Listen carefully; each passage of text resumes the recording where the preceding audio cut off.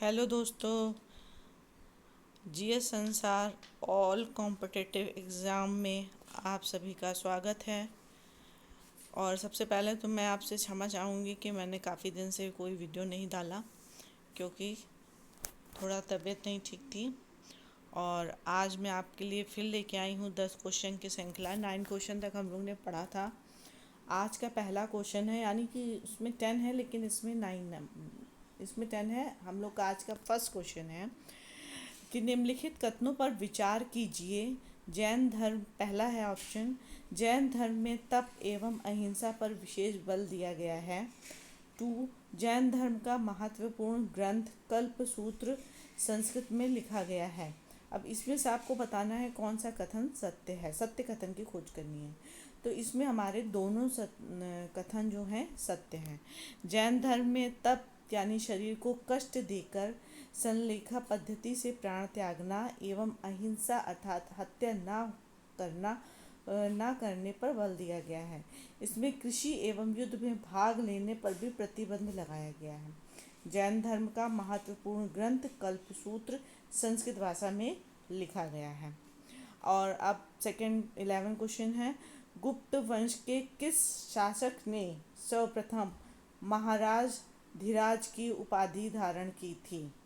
इसका आंसर है चंद्रगुप्त प्रथम ने, ऑप्शन बी। चंद्रगुप्त प्रथम ने सर्वप्रथम महाराजा धीराज की उपाधि धारण की थी। और अच्छा, गुप्त वंश के संस्थापक कौन थे? श्रीगुप्त जो थे वो गुप्त वंश के संस्थापक थे। और इसमें से सबसे प्रसिद्ध जो शासक समुद्रगुप्त थे वो नेपोलियन, भारत के नेपोलियन किसको कहा जाता था? समुद्रगुप्त को कहा जाता था। ठीक है। और एक और फैक्ट देख लीजिए, चंद्रगुप्त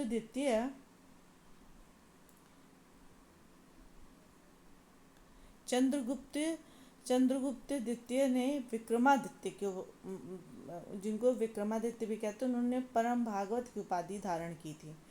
तीसरा क्वेश्चन है, सती प्रथा का सर्वप्रथम कालांकित स्मारक किस स्थान पर मिला है? कालांकित स्मारक ये मिला है ऐरण अभिलेख में। ऐरण अभिलेख हम लोग सब लोग जानते होंगे, लेकिन इसमें क्वेश्चन का तरीका देखिए, कालांकित स्मारक किस स्थान पर मिला है? ऐरण अभिलेख में मिला है। अब 13 नंबर क्वेश्चन क्या है इसमें, कुतुबुद्दीन ऐबक की मृत्यु के पश्चात कौन उसका तात्कालिक उत्तराधिकारी बना था आराम शाह। किसकी देखभाल का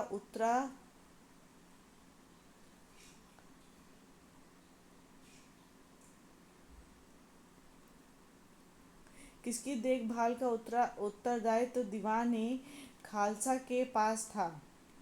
तो ये किसका था? राज्य के सीधे नियंत्रण वाली भूमि पर दीवान खालसा क्या होती है? खालसा भूमि जो सरकार के नियंत्रण में रहती है, यानी राज्य के सीधे नियंत्रण में जो रहती थी, उसका उत्तरदायित्व जो है दीवान खालसा के हाथ में था। मध्यकाल की बात है ये, खालसा भूमि। और फिर उसके बाद क्वेश्चन है, अपनी किस विजय के संस्मरण स्वरूप अकबर ने फतेहपुर सीकरी में बुलंद दरवाज़ा बनवाया था? ये तो इजी क्वेश्चन है, सभी को आता होगा। गुजरात विजय में शिवाजी के प्रशासन के अंतर्गत सर ए नौबत क्या था? पैदल सेना के अधिकारी जो होते थे उनको सर ए नौबत कहा जाता था। प्रशासन में जो सर ए नौबत कौन थे? मराठा साम्राज्य में शिवाजी के प्रशासन में पैदल सेना जो होते थे उनको सर ए नौबत कहा जाता था। निम्नलिखित कथनों में से सत्य कथन का चयन कीजिए। पहला, जातक ग्रंथों में बुद्ध के पूर्व जन्मों की काल्पनिक कथाएं हैं। नागसेन द्वारा रचित मिलिंद पन्नो पाली भाषा का ग्रंथ है। इसमें से कौन सा सही है? इसमें से दोनों सही है। ठीक है। जातक ग्रंथों में बुद्ध के पूर्व जन्मों की काल्पनिक कथाएं, ये बात सही है। जातक ग्रंथों की रचना ईसा पूर्व की पहली शताब्दी से आरंभ हो चुकी थी। और जातक ग्रंथ गद्य पद्य दोनों में लिखी गई है। और नागसेन द्वारा रचित मिलिंद पन्नो पाली भाषा का ग्रंथ है। इसमें यूनानी राजा मिनांडर और बौद्ध भिक्षुक नागसेन का दार्शनिक वार्तालाप दिया गया है। अब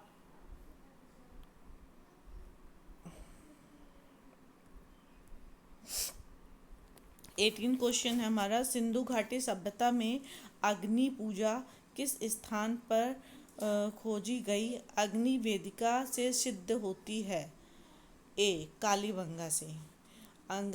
सिंधु सभ्यता में अग्नि पूजा किस स्थान पर खोजा गया और कहाँ से मिली? मतलब कालीबंगा। कालीबंगा कहाँ है? राजस्थान में है।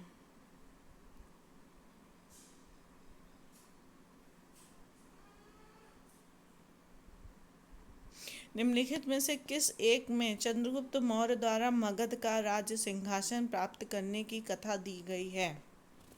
ये क्वेश्चन देखिए, मुद्रा राक्षस में कहा गया है। सुभाष चंद्र बोस द्वारा राष्ट्र नायक किसे कहा गया? रविन्द्रनाथ टैगोर को कहा गया। दीवाने मुस्तखराज किससे संबंधित हैं? दीवाने मुस्तखराज किससे संबंधित हैं? दीवाने मुस्तखराज जो हैं भू राजस्व विभाग से संबंधित हैं।